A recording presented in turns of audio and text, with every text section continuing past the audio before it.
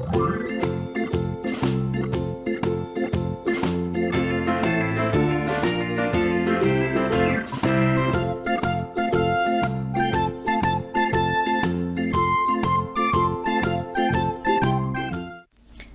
Arthur's Seat Coffins. The year is 1836. You are an Edinburgh schoolboy, innocently hunting rabbits with two of your friends on a warm summer evening, when you make a macabre discovery. 17 miniature coffins, carved by an unknown hand and hidden behind 3 pointed slabs of stone inside a small cave on the north-eastern face of Arthur's Seat. Each of these coffins holds a small human effigy with intricately formed bodies and expressively painted faces. Each occupant has been carved from a single piece of solid wood. The unknown creator has even sewn miniature clothes and shoes to put on their carved bodies. They were arranged in the cave in 3 tiers, 2 rows of 8, and a solitary coffin on top. On the 20th of July 1836, the London Times reported that the first tier of coffins had decayed quite badly, the clothes becoming mouldy. In the second tier, the effects of ageing had not been so prominent. The final coffin had looked quite recent when discovered. It's not known when these figures were made, but some of them were already decaying when they were found, suggesting that they had been created over a number of years. The main question on everyone's lips, though, is why they were made. What purpose did they serve? Why were they secreted away inside this cave? Some declared them evil and stated that they must have been used for witchcraft rituals and other dark purposes. In an article published on the 16th of July 1836, the Scotsman newspaper declared it a satanic spell manufactory. Others suggested they may have simply been a morbid way to commemorate the victims of Edinburgh's most infamous murderers, Burke and Hare. Over a period of about 10 months in 1828, the duo would stalk the streets of Edinburgh in search of victims.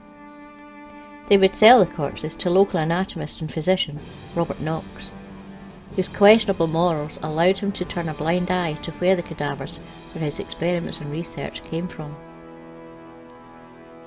Did the creator of the Arthur Street coffins intend to honour the victims of Burke and Hare? And if so, why were Burke and Hare found guilty of 16 murders, but there were 17 coffins? Did the carver know something the authorities never discovered? Was the solitary coffin on its own an acknowledgement of the missing murder? More likely, it may have been a nod to the accidental manner in which Burke and Hare began their murder spree. A lodger in Hare's house had died. Rather than go through the usual channels, the pair decided to sell the body to Knox and received £7 10 shillings, a fantastic sum for 2 Irish labourers. A short while later, another female lodger was suffering from a fever, which Hare believed would deter other potential lodgers from staying at his house. This proved to be the beginning of their notoriety. Together they murdered her and sold the body. And so it continued until they were eventually caught when other lodgers discovered the body of their final victim and contacted the police. One lodger died of natural causes, plus 16 murdered. A solitary coffin placed on its own, 16 placed in rows. The similarity between the murders and the coffins is obvious, but is it just a coincidence? All 17 real-life bodies were dissected, thus never receiving a proper burial. But had their spirits received the decent burial that they deserved within those tiny coffins hidden on an Edinburgh hillside? If so, then why were all 17 of the figures dressed exclusively in male clothing when 12 of Burke and Hare's victims were female? Honorific burial or macabre witchcraft? To decide for yourself, head along to the National Museum of Scotland in Edinburgh. Only 8 coffins endured the years, the other 9 being lost to time. Or if you're feeling brave, take a trip through the Edinburgh dungeon to experience being stalked by Burke and Hare. In 1906, the Scotsman newspaper reported a story told to them by a local woman. Her father owned business premises that were sometimes frequented by what she described as a daft man. She went on to recount how this daft man had once shown her father a piece of paper upon which he had drawn 3 small coffins. Each of the images contained a date below them of 1837, 1838 and 1840. The Scotsman goes on to explain that the woman's father had been dismissive of the man. However, in 1837, a near relative of her father passed. In 1838, his cousin died, and then in 1840, his brother also died. The dates of their deaths matched the dates below the hand-drawn coffins that had been shown that day.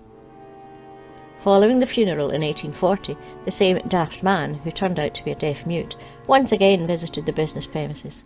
This time, he simply glowered at the woman's father before vanishing, never to be seen again. Was this mysterious man the creator of the coffins? Had the woman's father somehow angered somebody who controlled occult powers? Were the predicted deaths his vengeance? These are just some of the questions that remain unanswered to this day. The end. Don't forget to like and subscribe and press the wee bell notification. And a huge big thank you to all my subscribers and patrons. See you next week. Bye bye.